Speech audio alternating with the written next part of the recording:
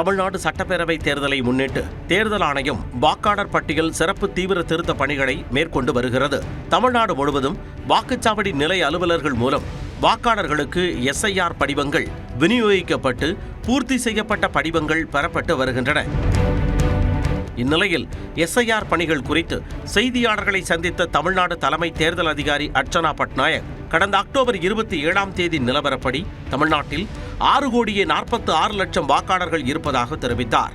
அதன்படி 96.22% வாக்காளர்களுக்கு படிவங்கள் வழங்கப்பட்டுள்ளதாக தெரிவித்தார். 96.22%, 6.16 crore வாக்காளர்களுக்கு நம்ம BLOs வீட்டா போய் எனுமரேஷன் ஃபார்ம் கொடுத்துருக்காங்க. கிட்டத்தட்ட 50% ஃபார்ம்ஸ் திரும்பி வந்துச்சு. அண்ட் டிஜிட்டைசேஷன் ப்ராசஸ் ஆன்கோயிங் இருக்கு.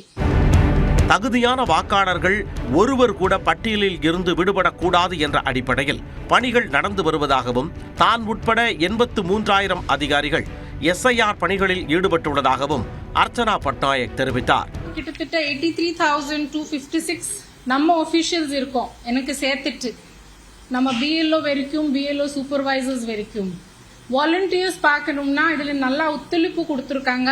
ஒரு 33,000 வாலண்டியர்ஸ் BLA 2s அது பார்க்கணும்னா தமிழ்நாட்டிலே முழுசா இந்தியாவில நமக்கு தான் ஹையஸ்ட் இருக்கு. 2,45,340. தொடர்ந்து பேசிய அவர் வாக்காளர் பெயர் நீக்கப்பட்டால் அதற்கான காரணம் தெரியப்படுத்தப்படுமா என்ற கேள்விக்கு பதிலளித்தார். நம்ம அந்த பட்டியல் வெளியிடுவோம். அந்த பட்டியல்ல ஒரு 4 கேட்டகரிஸ் ரொம்ப தெளிவா இருப்பாங்க. ஒன்னு டெத், ஒன்னு ஆப்சென்டி, ஒரு பெர்மனன்ட்லி ஷிஃப்டட், இல்லைன்னா எனுமரேஷன் ஃபார்ம் கார்டு ஏற்கனவே இருக்கு டூப்ளிகேட். அதுல இன்னொன்னு காலம் கூட இருக்கு, எனுமரேஷன் ஃபார்ம் அவங்க வாங்கவே இல்லை. இந்த 5 கேட்டகரிஸ்ல நம்ம தெளிவா எல்லா இடத்துல டிஸ்ப்ளே பண்ணுவோம். கணக்கீட்டு படிவத்தில் விவரங்களை தவறுதலாக பூர்த்தி செய்திருந்தால் வாக்குச்சாவடி நிலை அலுவலர்கள் சரிபார்ப்பார்கள் எனவும் ஏதேனும் பிரச்சனை இருந்தால் தேர்தல் அதிகாரி ஆய்வு செய்வார் என்றும் அர்ச்சனா பட்நாயக் விளக்கினார். பெரும்பாலும் வாக்காளர்களின் கையொப்பம் இருந்தாலே பட்டியலில் சேர்ந்துவிடும் என கூறிய அவர் ஆட்சேபனைகள் இருந்தால் சம்பந்தப்பட்ட தேர்தல் அலுவலர்கள் ஆவணங்கள் கேட்டு நோட்டீஸ் கொடுப்பார்கள் என்றார்.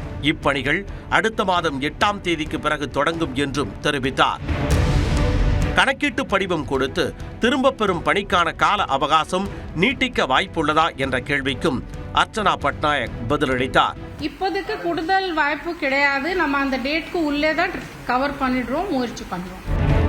புதிய வாக்காளர்கள் 3,000 பேரும் வெளி மாநிலங்கள் மற்றும் தமிழ்நாட்டைச் சேர்ந்த வாக்காளர்கள் முகவரி மாற்றத்திற்காக 869 பேரும் விண்ணப்பித்துள்ளதாகவும் தமிழ்நாடு தேர்தல் அதிகாரி அர்ச்சனா பட்நாயக் தெரிவித்துள்ளார்.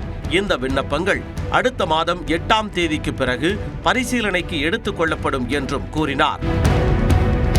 வாக்காளர்கள் படிவத்தில் தெரிந்த தகவல்களை மட்டும் பூர்த்தி செய்துவிட்டு கூடுதல் தகவல்களை உதவி மையங்கள் அல்லது வாக்குச்சாவடி நிலை அலுவலர்களிடம் கேட்டு பூர்த்தி செய்து கொடுக்கலாம் என கூறிய அவர் 2002, 2005 வாக்காளர் பட்டியலில் உங்களது பெயர் இருந்தால் உங்கள் தகவல்களை மட்டும் கொடுத்தால் போதுமானது என்றார்.